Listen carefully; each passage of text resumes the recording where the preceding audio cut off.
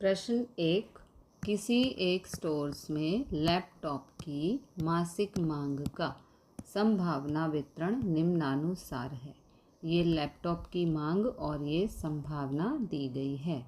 Laptop की अपेक्षित मांग निश्चित कीजिए तथा मांग का विचरण ज्ञात कीजिए। ओके, तो लैपटॉप की अपेक्षित मासिक मांग का मतलब है यहाँ पर हमें माध्य ज्ञात करना है। ओके, ये है माध्य का सूत्र sigma x into P of x, यानी कि इन सभी वैल्यूज़ को इन सभी वैल्यूज़ के साथ गुणा करना है।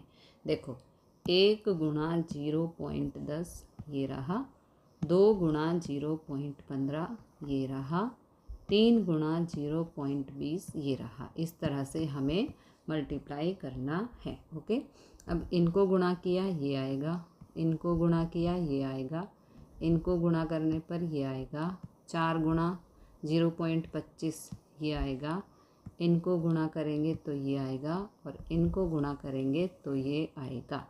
अब इन सभी को प्लस करना है तो 3.62 ये आ गया माध्य या अपेक्षित मांग। अब हमें विचरण ज्ञात करना है।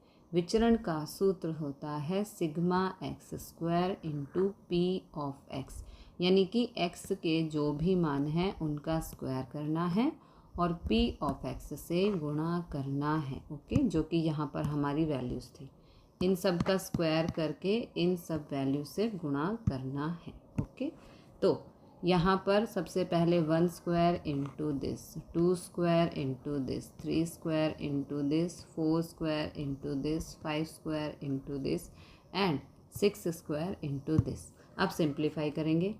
1 का स्क्वायर 1, ओके, 2 का स्क्वायर 4, 3 का स्क्वायर 9, 4 का स्क्वायर 16, 5 का स्क्वायर 25, 6 का स्क्वायर 36। अब इन दोनों को गुणा किया ये आएगा, इन दोनों को गुणा किया ये, इन दोनों को गुणा किया ये, इन दोनों को गुणा करने पर ये, इन दोनों को गुणा करने पर ये और इन दोनों को गुणा करने पर ये। अब इन सब का टोटल करना है जो है 15.32। ये आ गया विचरण। ओके, अब x का विचरण फाइंड करना है, यानी कि v ऑफ x, जिसका सूत्र होता है e of x square minus e of x का होल स्क्वायर, यानी कि माध्य। ओके, तो e ऑफ एक्स स्क्वायर का मान आया है 15.32 और माध्य आया था 3.62 और यहाँ पर करना है इसका स्क्वायर। तो ये 15.32 इसका स्क्वायर है, ये माइनस करेंगे तो ये आंसर आएगा। तो विचरण आ गया ये। इस संख्या को हम 2.22 लिख सकते हैं। प्रश्न 3। 50 वर्ष की उम्र वाली किसी भी व्यक्ति की 1 वर्ष दौरान मृत्यु हो, उसकी संभावना 0.01 हो, तो ऐसी 5 व्यक्तियों के एक समूह में से हमें यहाँ पर 2 प्रश्नों के जवाब देने हैं। ओके, पहला प्रश्न है किसी भी व्यक्ति की 1 वर्ष में मृत्यु ना हो। ओके, तो 1 वर्ष के दौरान अवसान हो जाए, उसे सफलता मानने पर p बराबर 0.01, इसलिए q बराबर होगा 1 माइनस p। तो यहाँ से 1, p का मान है 0.01, माइनस करने पर 0.99 आएगा। तो q बराबर ये, n बराबर 5 और x बराबर 012 अप टू n तक। ओके, अब कोई भी व्यक्ति 1 वर्ष में अवसान न हो, न का मतलब है x बराबर 0। ओके, अब ये है सूत्र, इस सूत्र में सभी वैल्यूज़ को पुट कर देंगे। तो यहाँ पर p ऑफ 0 और हमने इस सूत्र में वैल्यूज़ को पुट कर दिया। अब इसे सिंप्लीफाई करेंगे। ओके, 5 से 0 का मान 1, इसकी पावर 0 है तो ये भी 1, 5 माइनस 0 हो गया 5, तो 0.99 की पावर 5 ये हो जाएगा 0.950 तो आंसर आ गया 0.9510। कोई भी व्यक्ति का 1 वर्ष में अवसान नहीं होने की संभावना है ये। ओके, अब दूसरा प्रश्न है, कम से कम एक व्यक्ति की 1 वर्ष दौरान मृत्यु हो उस घटना की संभावना ज्ञात कीजिए। ओके, तो कम से कम एक व्यक्ति का वर्ष में अवसान हो उस घटना की संभावना x बराबर, देखो यहाँ 5 व्यक्ति दिया हुआ है तो x के मान हो सकते हैं 1 2 3 4 5। मांगी गई संभावना P(1) P(2) plus P(3) plus P(4) plus P(5) is equal to 1 होना चाहिए। अब क्योंकि इसने कहा है कम से कम एक व्यक्ति का वर्ष में अवसान हो, इसलिए माइनस कर देंगे P(0) क्योंकि यहाँ पर एक व्यक्ति का अवसान तो होना ही चाहिए। ठीक है, इसलिए 0 वाली संभावना को यहाँ पर माइनस कर देंगे। तो 1 माइनस P(0) का मान है ये हमने फाइंड किया, माइनस करने पर 0.049 आएगा। कम से कम एक व्यक्ति का वर्ष में अवसान हो उसकी संभावना इतनी है। प्रश्न 4, कक्षा 12 विज्ञान प्रवाह में अभ्यास करते विद्यार्थी इंजीनियरिंग विद्या शाखा में प्रवेश प्राप्त करें, उसकी संभावना 0.3 है।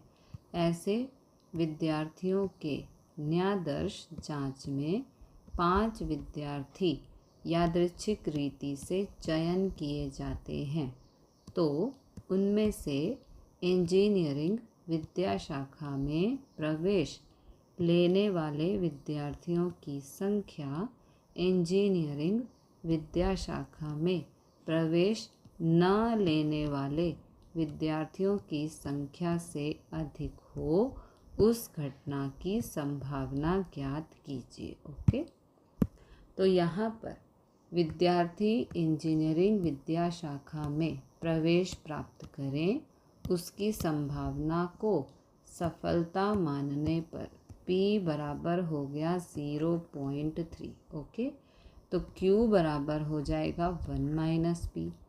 1 माइनस P का मान है 0.3, तो ये आ गया 0.7, यानी कि Q का मान आ गया 0.7। अब 5 विद्यार्थियों का यादृच्छिक रीति से चयन किया जाता है, तो n बराबर 5। ओके, इंजीनियरिंग में प्रवेश लेने वाले विद्यार्थियों की संख्या इंजीनियरिंग में प्रवेश न लेने वालों से अधिक हो उस घटना की संभावना, यानी कि x बराबर 3 4 5 रखने पर। ओके, तो यहाँ पर x की जगह एक बार 3 पुट करेंगे, फिर 4 पुट करेंगे और फिर 5 पुट करेंगे। ये है सूत्र। ओके, इस सूत्र में वैल्यूज़ पुट कर देंगे। ठीक है, अब इसे सिंप्लीफाई करेंगे। 5c3 का मान 10, 0.3 का क्यूब 0.027, 0.7 की घात 5 माइनस 3, 5 में से 3 गया तो 2, 0.7 की घात 2 का ये आंसर आएगा। अब इन सबको गुणा करेंगे तो P(3) का मान आ गया ये। 5c4 का मान 5, 0.3 की पावर 4 का मान है ये, 0.7 की घात 5 माइनस 4, 5 में से 4 गया तो 1, तो 0.7 की घात 1 का आंसर ये।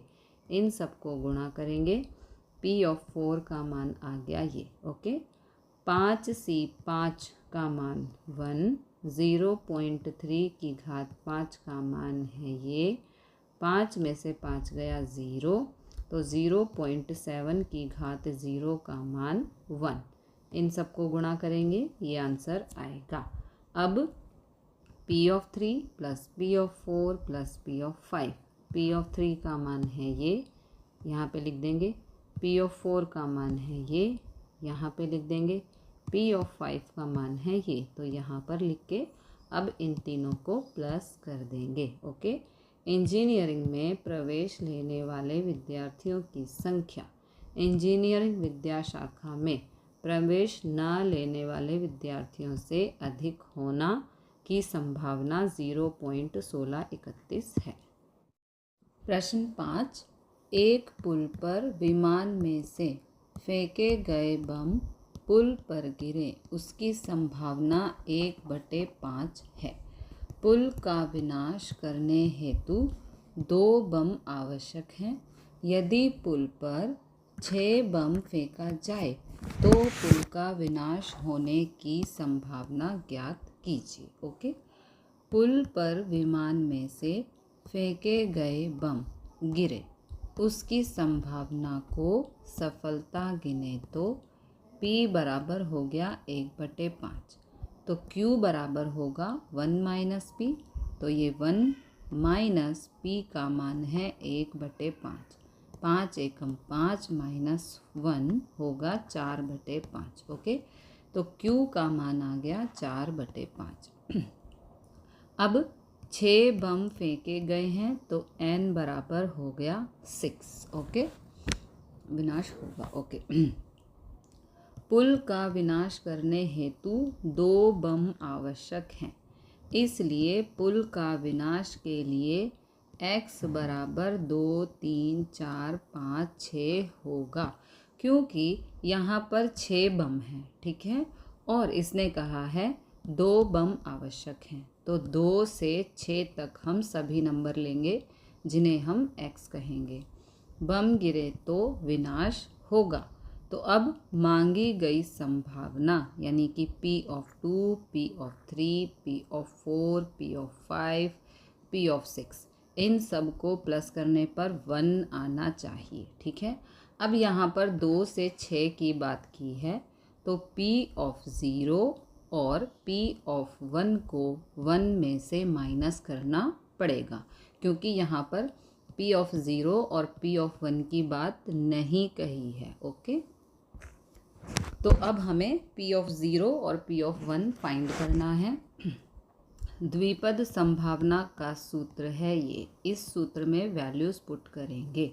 तो यहाँ पर x बराबर 0, यहाँ पर x बराबर 1, यहाँ पर हमने वैल्यूज़ पुट कर दी इस सूत्र के अकॉर्डिंग। अब इसे सिंप्लीफाई करेंगे। 6cx का मान आएगा 1। ओके, यहाँ पर x नहीं 0 होना चाहिए। 6c0 का मान 1, 1/5 की पावर 0, इसका मान भी 1, 6 में से 0 गया 6, तो 4 की घात 6 ये आएगा, 5 की घात 6 ये आएगा। ओके, इन सबको गुणा करेंगे तो ये ही आंसर आएगा। अब P of 1 यानी कि x की जगह 1 पुट कर देंगे। 6c1 का मान 6, 1/5 की पावर 1, 1/5, और 6 माइनस 1 हो गया 5, 4 की घात 5 का आंसर आएगा ये, और 5 की घात 5 का आंसर आएगा ये। ओके, अब P of 0 का मान आ गया ये, P of 1 का मान आ गया ये। अब 1 minus P of 0 P of 1 करना है। ठीक है, में P of 0 और P of 1 का मान रखने पर ये है P of 0, ये है P of 1।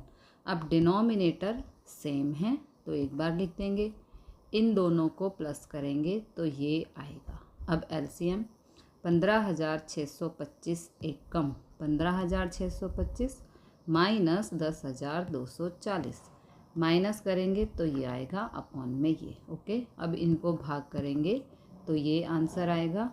अब यहाँ पर 6 4 जो है, तो 4 को हटाकर हम इस तरह से आंसर लिख सकते हैं। तो पुल का विनाश होने की संभावना इतनी है।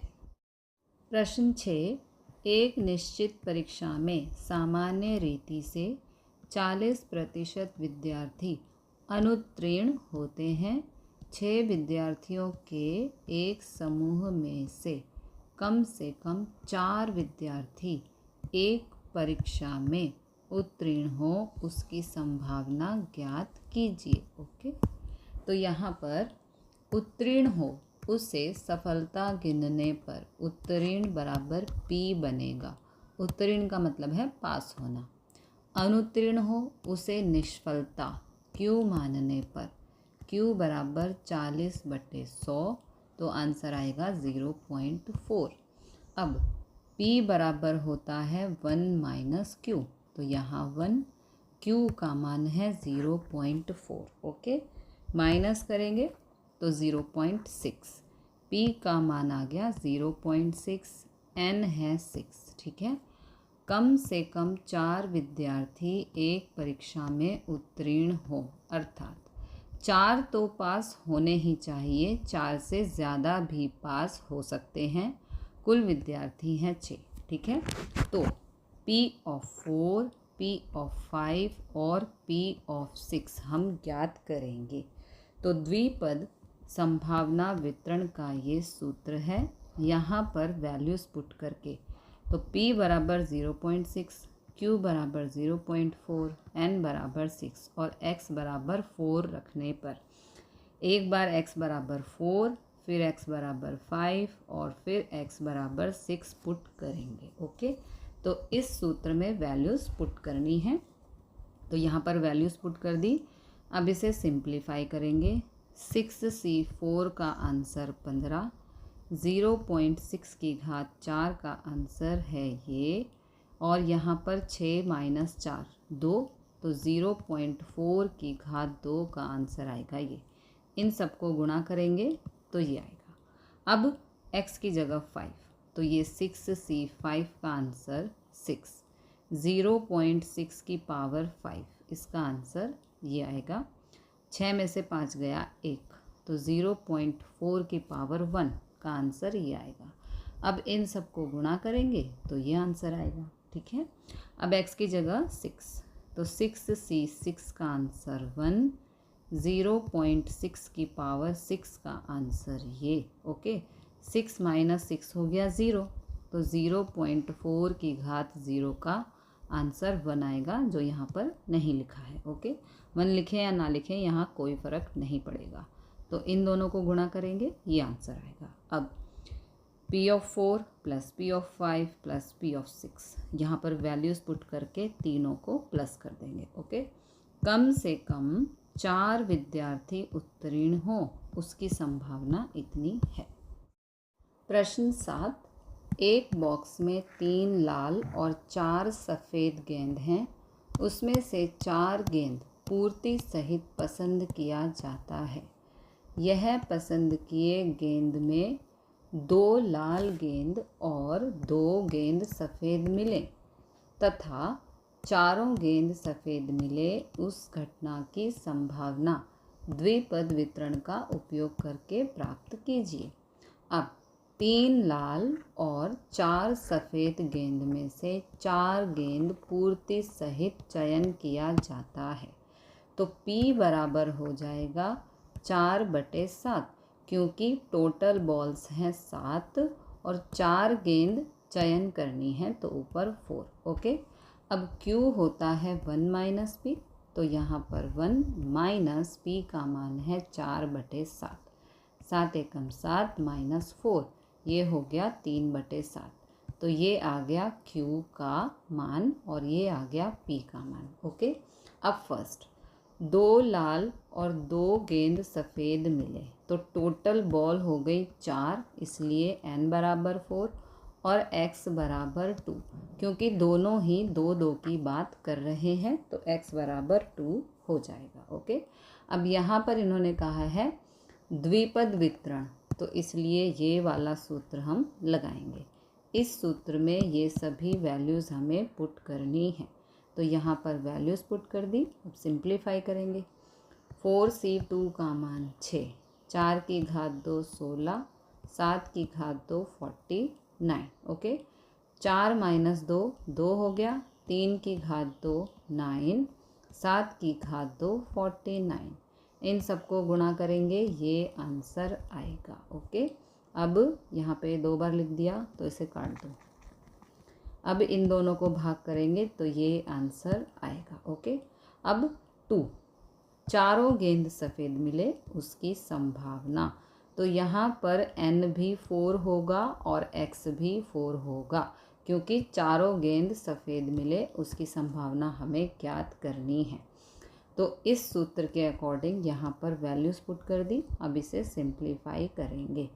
4C4 का मान 1, यहाँ पर 4 की घात 4 256, 7 की घात 4 का आंसर ये, 4 में से 4 गया 0, तो 3/7 की घात 0 का आंसर आ गया 1। तो इन सबको गुणा करेंगे तो ये आंसर आएगा, इनको भाग करेंगे तो ये आंसर आएगा। ओके। चारों सफ़ेद गेंद की संभावना इतनी है।